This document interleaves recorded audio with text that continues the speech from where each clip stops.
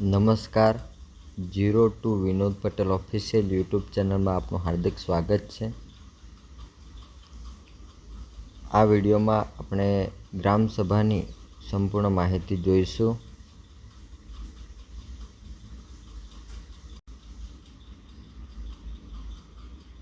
ગ્રામસભા એક ગ્રામ પંચાયતનું એક એવું અભિન્ન અંગ છે કે જેમ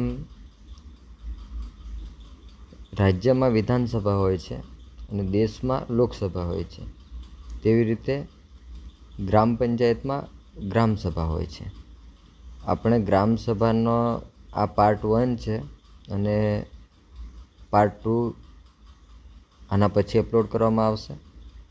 ગ્રામસભાને 2 ભાગમાં વિભાજિત કરીને વિડીયો એટલા માટે બનાવવામાં આવ્યો છે કેમ કે દરેક દર્શકોને આ વિડીયો જોવામાં કંટાળો ના આવે અને શાંતિથી જોઈ શકે, તેથી આ વિડીયો 2 ભાગમાં મેં વિભાજિત કરીને મૂક્યો છે.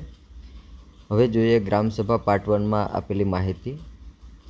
પંચાયતી રાજ અધિનિયમ 1993ના અનુચ્છેદ 243માં ગ્રામસભાની વ્યાખ્યા આપેલી છે.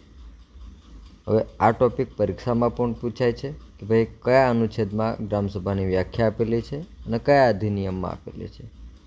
તો આ ટોપિક પરીક્ષાર્થીઓ માટે પણ ઇમ્પોર્ટન્ટ છે અને આપણે એક ગ્રામસભાની જાણકારી મેળવવા માટે પણ અગત્યનો છે. હવે જોઈએ બીજો ટોપિક. ગ્રામસભા એટલે કે આ ગ્રામસભાની વ્યાખ્યા છે. ગ્રામસભા એટલે કે પંચાયત ક્ષેત્રમાં મતદાર યાદીમાં નોંધાયેલા વ્યક્તિઓથી બનતી સભાને ગ્રામસભા કહે છે. હવે એને પરીક્ષામાં ગ્રામસભાની વ્યાખ્યા તો નથી પૂછાતી, પરંતુ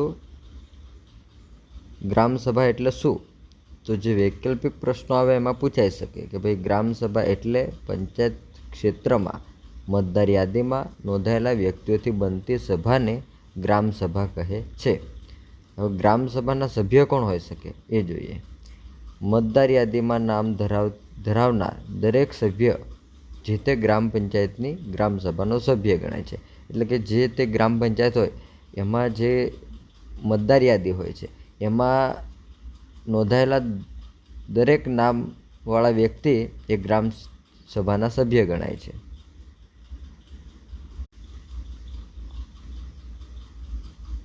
હવે જોઈએ ગ્રામ પંચાયત અને ગ્રામસભાનો સંબંધ એ પ્રધાનમંડળ અને વિધાનસભા જેવો જ છે. જેમ કે મેં તમને શરૂઆતમાં સમજાવ્યું હતું એ રીતે, જેમ રાજ્યમાં વિધાનસભા જરૂરી છે, દેશમાં લોકસભા જરૂરી છે, તેવી જ રીતે ગ્રામ પંચાયત માટે ગ્રામસભા જરૂરી છે. હવે વર્ષમાં કેટલી વાર ગ્રામસભા થવી જોઈએ? વર્ષમાં ઓછામાં ઓછી 2 વાર ગ્રામસભા થવી જોઈએ અને આ 2 ગ્રામસભા વચ્ચેનો ઓછામાં ઓછો 3 મહિનાનો સમયગાળો હોવો જોઈએ. પહેલી ગ્રામસભા 1 એપ્રિલથી 2 મહિનાની અંદર યોજવી ફરજિયાત છે.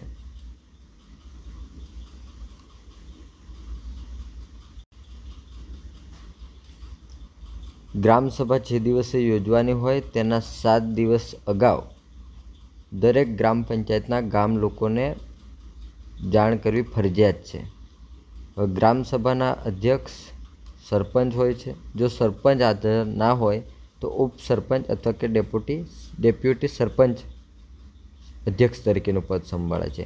અને સરપંચ અને ઉપસરપંચ બંને હાજર ના હોય તો જે તે પંચાયતમાં ચૂંટાયેલા સભ્યમાંનો કોઈ પણ સભ્ય અધ્યક્ષ પદ સંભાળે છે. હવે ગ્રામસભામાં તલાટી કમ મંત્રી એ ફરજિયાત હાજર રહેવું જરૂરી છે, કેમ કે તલાટી કમ મંત્રી એની પાસે વહીવટી એક જવાબદારી હોય છે ગામની. એટલા માટે તલાટી કમ મંત્રીએ દરેક ગ્રામસભામાં હાજરી આપવી ફરજિયાત છે. હવે પછી જે ગ્રામસભાનો પાર્ટ 2 છે એમાં બીજા મુદ્દા જોઈશું. આવા જ વિડીયો જોવા માટે અમારી યુટ્યુબ ચેનલ 02 વિનોદ પટેલ ઓફિશિયલને સબસ્ક્રાઈબ કરો, લાઈક કરો અને વિડીયો ગમે તો કોમેન્ટ કરજો. વિડીયો તમારા મિત્રો સાથે શેર કરજો. આવી પંચાયતને લગતી દરેક માહિતી હવે પછી રેગ્યુલર મૂકવામાં આવશે.